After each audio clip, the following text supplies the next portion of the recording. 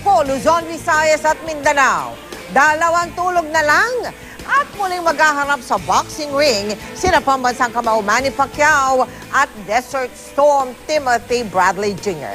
Parehong 100% handa na raw ang dalawang boksingero. Si Pacman ay armado raw ng bagong kombinasyon ng mga suntok. Si Bradley ay gusto naman tuldukan ang anumang duda sa kanyang kalibre. Sino ang mananaig? Mula sa Las Vegas, Nevada sa Amerika, nakatutukuha ngayon si Mark Zambrano. Mark?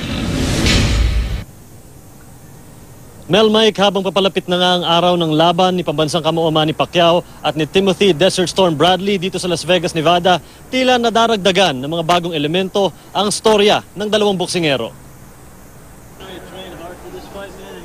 Isang boksingerong nakasungkit ng titulo pero tila nababaliwala dahil sa kontrobersya at isang kampyong pilit bumabangon. Dito nagsimula ang istoryang Manny Pacquiao kontra Timothy Bradley Jr. Kanina, nagkaroon ng pagkakataong magkwento ang trainers na magkabilang kampo. Ayon kay Joel Diaz, trainer ni Bradley, 2 taong tiniis ni Desert Storm ang kritisismo dahil sa unang pagkapanalo niya laban kay Pacman. In 2 years, we've had a ghost following us, man. The words that come out of his mouth are the love. I'm losing the love to the sport that I did for 18 years. Hindi raw matanggap ni Bradley na kung sino pa ang walang talo at may hawak ng WBO welterweight title, siya pa ang binabatikos.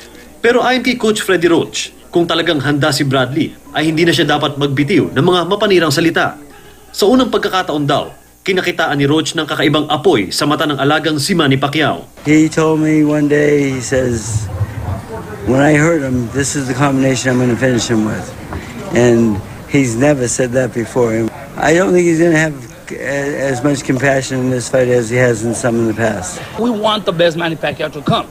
We want Manny Pacquiao to come and knock out Bradley. And we're not playing mental games. We do want him to. We want Manny Pacquiao to come and knock out Bradley because Bradley's going to be there all night for him. Ang knockout artist na si Jorge El Travieso Arce, naniniwalang kailangang magtapos sa knockout ang laban para kay Manny.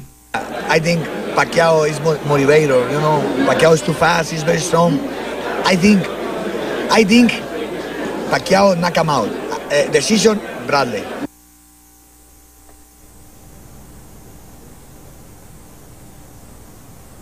Mel, dito sa laban na to, itong ating pambansang kamao ay tatanggap ng $20 million na guaranteed fight purse.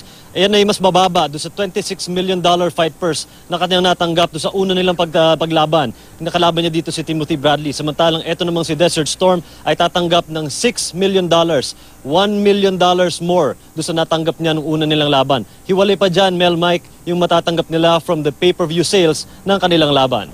Yan muna ang latest mula dito sa Las Vegas, Nevada. Mel? Maraming salamat sa iyo, Mark Zambrano.